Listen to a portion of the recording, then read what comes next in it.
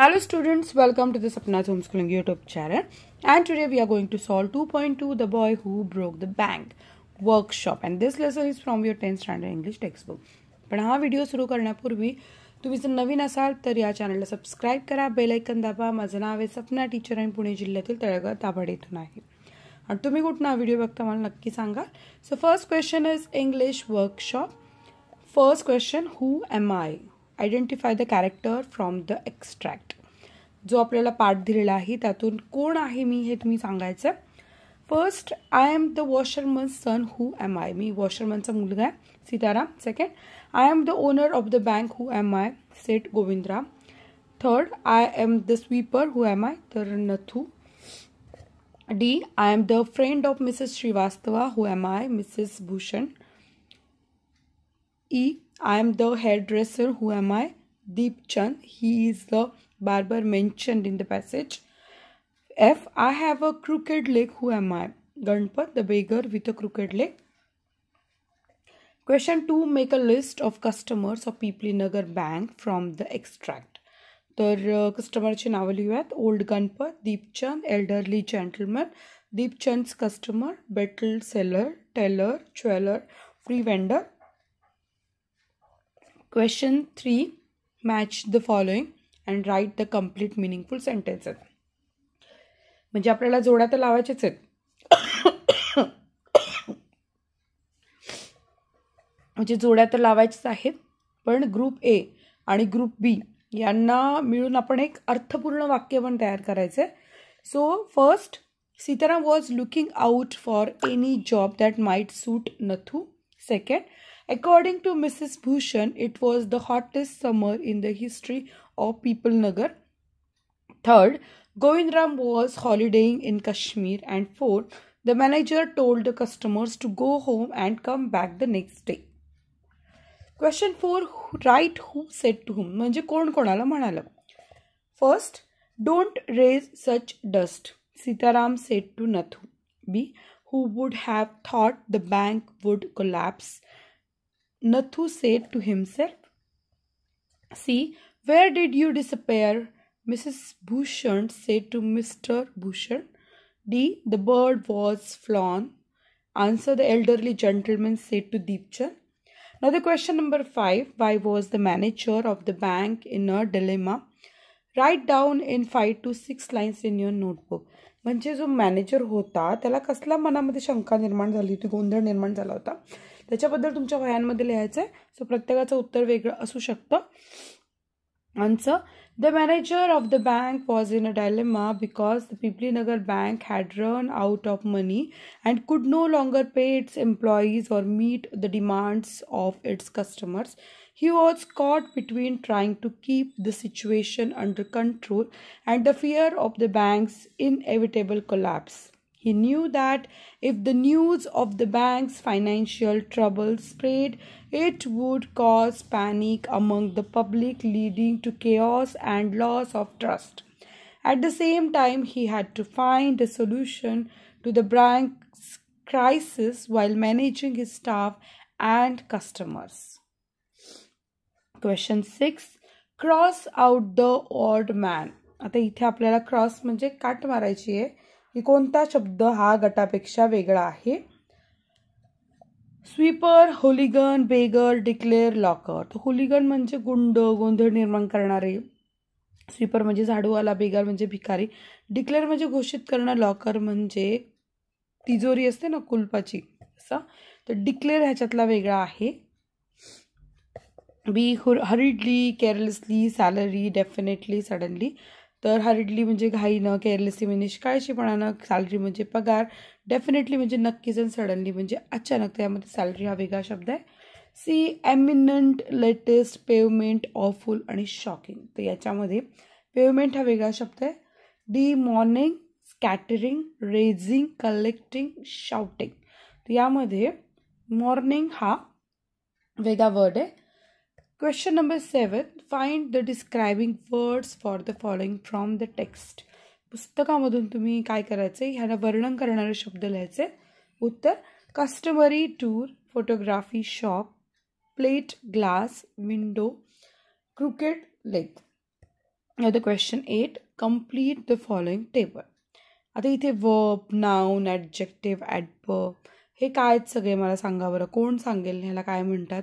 ते सगळे parts of speech आहे, शब्दांच्या जाती. तर एखादा शब्द जसं पेमेंट, त्याचं वर्ब फॉर्म काय, ॲडजेक्टिव्ह फॉर्म काय, ॲडवर्ब फॉर्म काय तुम्हाला माहिती आहे, पण तो पेपरला येतो तर आपल्याला सगळ्याची तयारी करणं आवश्यक आहे. जसं बघा, pay, verb, payment, noun, adjective payable, adverb payably, सडननेसचं वर्ब काहीच होत नाही, noun suddenness, adjective sudden, adverb suddenly,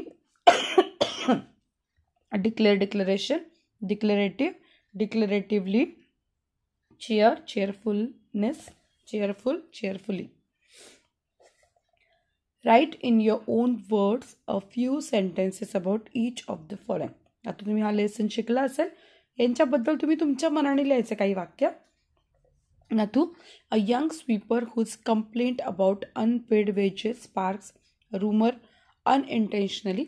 B. Mrs. Srivastava, a talkative woman who spreads the rumor without verifying its accuracy. Seth Govind Ram, a wealthy businessman whose rumored bankruptcy causes panic, though he never appears directly. D. Sitaram, a tailor's assistant who helps spread the initial rumor about Seth Govind Ram's financial troubles. Question number 10. Expand the theme and write up about 20 lines. Rumors are spread by fools and accepted by greater fools. म्हणजे अफवा या मूर्खांकडनं पसरवल्या जातात आणि अतिमूर्खांकडनं त्या स्वीकारल्या जातात. आता ह्या वाक्याचं तुम्ही काय करायचं आहे, 20 ओळीमध्ये या वाक्याला विस्तारित स्वरूपात लिहायचं आहे. परीक्षेला असा प्रश्न येऊ शकतो, त्यामुळे तयारी आपण व्यवस्थित करूया. तर लिहून घेऊया. Rumors are dangerous because they spread quickly and can cause a lot of harm. कारण अफवा या पटकन पसरतात आणि खूप नुकसान करतात. The saying, rumors are spread by fools and accepted by greater fools. म्हणून असं म्हणतात की rumors हे मूर्खांकडनं पसरवल्या जातात आणि अतिमूर्खांकडनं स्वीकारल्या जातात. Means that people who start rumors are careless and those who believe them without checking are even more careless. Often the person spreading a rumor doesn't know the full truth or might misunderstand something. Without thinking about how it could affect others, they pass it on to someone else. The real problem comes when people believe the rumor without asking questions.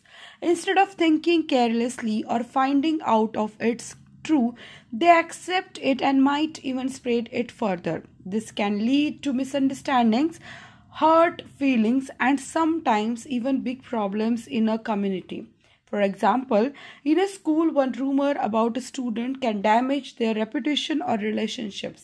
म्हणजे असं एखाद्या मुलाबद्दल अफवा पसरली तर त्या मुलाचं अख्खी एक प्रतिमाच खराब होते, even if it is completely false. म्हणजे कदाचित सगळं खोटं असतं पण तरीही the key message here is to always think before believing or sharing information.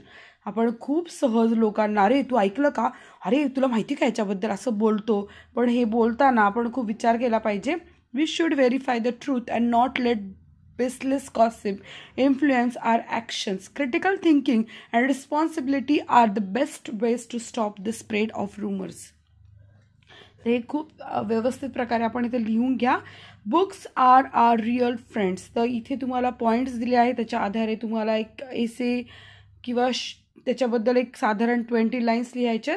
Real friends, real companion, world of treasures, confidence and courage to speak, improve language skills, treasures of knowledge, personality development, keep us always from unwanted habits, keep us focused. आता याच्यावर आधारित आपण इथे लिहूया. Books are R real friend. Title लिहायचं, खाली सुरुवात करायची, पॅराग्राफ वाईज सुरुवात करायची. Books have always been considered are most loyal and true companions. Like real friends, they are always there when we need them, offering guidance, knowledge, and comfort.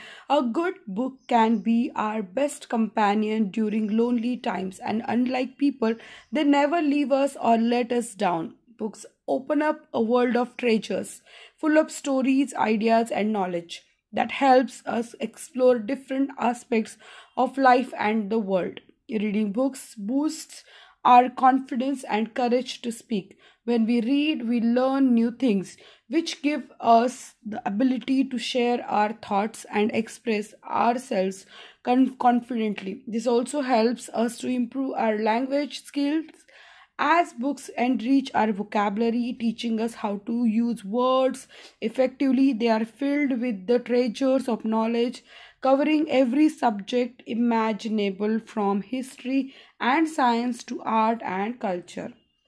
Books also play a significant role in a personality development. They teach us values, broaden our perspectives, and shape our thinking. By reading regularly, we are kept engaging in meaningful activities which keep us away from unwanted habits.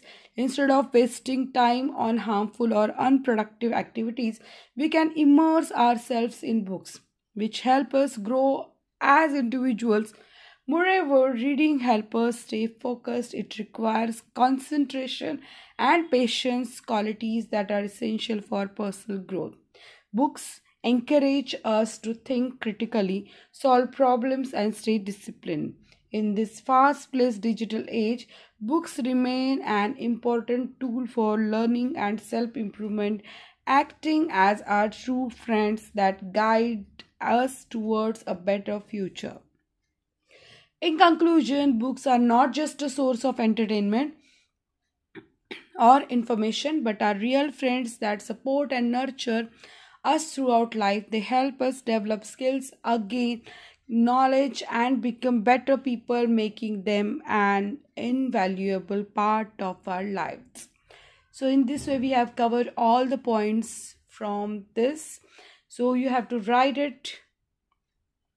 Now, the 11th project, collect the names of books written by Ruskin Bond. महान लेखकाची महान पुस्तकं बघूया. The Room of the Roof, The Blue Umbrella, Rusty, The Boy from the Hills, A Flight of Pigeons, Delhi is Not Far, Vagrants in the Valley, The Night Train at Deoli and Other Stories, Time Stops at Shamli, The Hidden Pool, Our Trees Still Grow in Dehra, Angry River, Rain in the Mountains, The Panther's Moon and the Other Stories, The Sensualist, The Cherry Tree. Language स्टडीमध्ये तुम्हाला इथे सांगितलं आहे की I know of a sweeper boy who's looking for work. Observe the underlying part of the sentence. It tells us more about the sweeper boy. म्हणजे who's looking for work. कोण कामासाठी बघत होतं, त्याच्यामध्ये कोण होता तो? तर तो मुलगा होता. म्हणजे हे मुलाविषयी बोललेलं आहे ना. An adjective clause begins. It tells us more about the sweeper boy. An adjective clause begins with words such as how, that, what, whatever, who, which, where, why, etc. तुम्ही आता ॲडजेक्टिव्ह क्लॉज कशा प्रकारे ओळखायचा लिहायचा हे शिकणार आहात. त्यासाठी कीवर्ड्स हे लक्षात ठेवा. जर यांना कनेक्ट केलं असेल सेंटेन्सला या शब्दांनी वर्ड्सनी तर हा ॲडजेक्टिव्ह क्लॉज असतो. ते वर्ड्स तुम्ही तोंडपाठच करायचे. How, that, what, whatever, who, which, where. Okay. So आता हे सेंटेन्सेस कंप्लीट करूया.